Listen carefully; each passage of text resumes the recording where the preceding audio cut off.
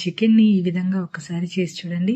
ఈ విధంగా చేసి పెడితే ప్లేట్ మొత్తం ఇట్టే ఖాళీ చేస్తారండి. టేస్ట్ అయితే అంత అద్భుతంగా ఉంటుంది. ఎక్కువ హడావిడి లేకుండా ఈజీగా చేసేయొచ్చండి. ఈవెన్ వంట చేయడం రాని వాళ్ళు కూడా చాలా ఈజీగా చేసేస్తారు. మరి లేట్ చేయకుండా రెసిపీని స్టార్ట్ చేసేద్దాం. ముందుగా 1 కేజీ వరకు చికెన్‌ని తీసుకొని 1కి 2 సార్లు శుభ్రంగా కడిగి దీనిలోకి సరిపడినంత ఉప్పును వేసుకోవాలి.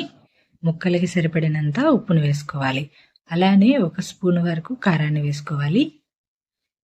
కొద్దిగా పసుపు వేసుకొని అంతా కలిసేలాగా మిక్స్ చేసుకోవాలి. మనం ఇక్కడ తీసుకున్న ఉప్పు, పసుపు, కారం అంతా ముక్కలకి పట్టేలాగా మిక్స్ చేసుకొని 1 గంట వరకు పక్కన పెట్టుకోవాలి. ఒకవేళ టైం లేదు అనుకుంటే 10 నిమిషాలు పక్కన పెట్టుకుంటే సరిపోతుందండి. ఈ విధంగా మసాలా పట్టించి 1 గంట వరకు పక్కన పెట్టుకుంటున్నాను. ఇలా ఉప్పు, కారం పట్టిస్తే చికెన్ అనేది చాలా టేస్టీగా అవుతుందండి. ఇప్పుడు మసాలాని ప్రిపేర్ చేసుకుందాము. 3 అంగుళాల వరకు అల్లాన్ని ఈ విధంగా ముక్కలుగా కట్ చేసి మిక్సీ జార్లోకి వేసుకోవాలి. అలానే 1 వెల్లుల్లిని కూడా వేసుకోవాలి. 2 అంగుళాల వరకు ఎండు కొబ్బరిని ఇలా చిన్న చిన్న ముక్కలుగా కట్ చేసి వేసుకోవాలి.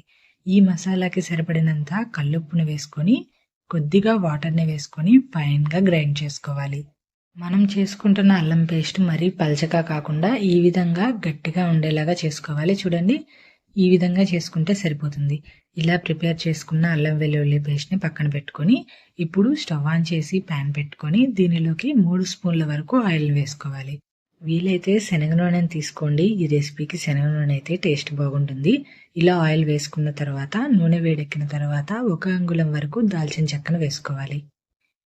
అలానే మనం ముందుగా మ్యారినేట్ చేసి పక్కన పెట్టుకున్న చికెన్ కూడా వేసుకొని ఒకసారి అంతా మిక్స్ చేసుకోవాలి. చికెన్ని వేసుకున్న తర్వాత ఒకసారి అంతా మిక్స్ చేసుకొని దీని మీద మూత పెట్టి మీడియం టు హై ఫ్లేమ్లో మధ్యలో కలుపుకుంటూ ఒక 85% వరకు కుక్ అయ్యేంత వరకు చికెన్ని ఉడికించుకోవాలి. చికెన్ని ఉడికించుకునేటప్పుడు మరీ ఎక్కువ సార్లు కలుపుకోకూడదండి. ఇలా కలిపితే చికెన్ అనేది చిదురైపోతుంది. సో చికెన్ని 1 లేదా 2 సార్లు మధ్యలో కలిపితే సరిపోతుంది. ఈ విధంగా ఒకసారి మిక్స్ చేసుకున్న తర్వాత దీని మీద మూత పెట్టి చికెన్ నుండి వాటర్ వచ్చేంత వరకు కుక్ చేసుకుందాము. 10 నిమిషాల తర్వాత చూడండి, చికెన్ నుండి ఇలా వాటర్ వస్తుంది. ఈ విధంగా ఒకసారి కుక్ చేసుకున్న తర్వాత ఈ స్టేజ్లో ఒకసారి మిక్స్ చేసుకుంటే సరిపోతుంది. ఇప్పుడు దీని మీద మూత పెట్టి వాటర్ అనేది ఇంకిపోయేంత వరకు మరొకసారి మిక్స్ చేసుకుంటే సరిపోతుందండి. ఇలా మరీ ఎక్కువసేపు మిక్స్ చేయకుండా 1-2 సార్లు కలుపుకుంటే సరిపోతుంది. చూడండి, ఈ విధంగా 85% వరకు కుక్ అయ్యేంత వరకు ఉడికించుకోవాలి. లేదు కుక్ అయ్యింది తెలియడం లేదు అంటే ఇలా ఆయిల్ బయటకు వచ్చేంత వరకు ఉడికించుకుంటే సరిపోతుంది. ఇప్పుడు దీనిలోకి మనం ముందుగా గ్రైండ్ చేసుకున్న అల్లం వెల్లుల్లి పేస్ట్ని వేసుకోవాలి. అలానే మసాలా ఫ్లేవర్ కోసం కొద్దిగా సాల్ట్ను వేసుకోవాలి. మనం చికెన్ని మ్యారినేట్ చేసుకునేటప్పుడు ఉప్పు వేసుకున్నాం కదా, ఈ స్టేజ్లో కొద్దిగా వేసుకుంటే సరిపోతుంది. అలానే 1.5 స్పూన్ల వరకు కారాన్ని వేసుకోవాలి. నేనైతే ఈ చికెన్ రెసిపీని కొద్దిగా స్పైసీగా చేస్తున్నానండి. స్పైసీనెస్ని తక్కువగా తినేవారు కారాన్ని కొద్దిగా తక్కువగా వేసుకోవచ్చు. అలానే 1 స్పూన్ ధనియాల పొడి, 1/2 స్పూన్ గరం మసాలాను వేసుకోవాలి. ఇలా ఫైనల్గా మనం మసాలాలని యాడ్ చేయడం వలన టేస్ట్ అనేది చికెన్కి మరింత పెరుగుతుందండి. అలానే కొద్దిగా పసుపు, 1 చిన్న ఉల్లిపాయని ఈ విధంగా పీసెస్గా కట్ చేసి కొద్దిగా నలిపి వేసుకోవాలి.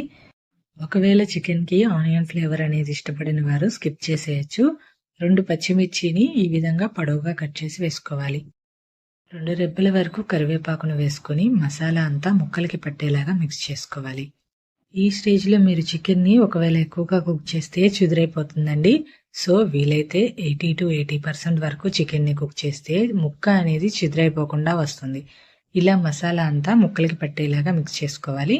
చూడండి, ఇలా కుక్ చేసుకుంటే ముక్క అనేది చిదురవకుండా ఉంటుంది. ఇలా ఒకసారి అంతా కలుపుకున్న తర్వాత దీని మీద మూత పెట్టి ఫ్లేమ్ని లో ఫ్లేమ్లోకి సెట్ చేసుకొని 5 నిమిషాలు లో ఫ్లేమ్లో మగ్గించుకోవాలి. ఇలా మగ్గిస్తే మసాలా అనేది పచ్చివాసన లేకుండా ఉంటుందండి.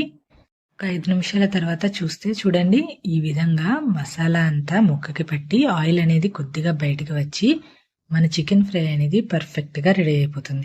మరి మీరు కూడా ఈ spicy and tasty chicken fry రెసిపీని తప్పకుండా ట్రై చేసి ఎలా వచ్చిందో నాతో షేర్ చేసుకోండి. రెసిపీ నచ్చితే ఛానల్ని లైక్ చేయండి, షేర్ చేయండి, సబ్స్క్రైబ్ చేయండి. మీ ఫ్రెండ్స్ అండ్ రిలేటివ్స్కి షేర్ చేయండి.